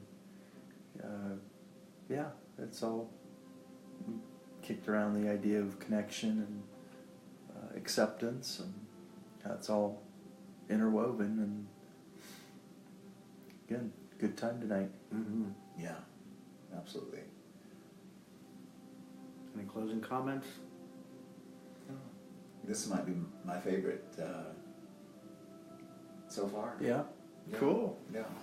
It's a good one. Yeah. Thanks everybody for Alrighty. listening in, and to these two amazing and special men here who are participating. This has been amazing. Thanks to you too, Jim. Good night, guys. Catch up with Buenas y'all next week. noches. Bye-bye. Cheers. How long we go?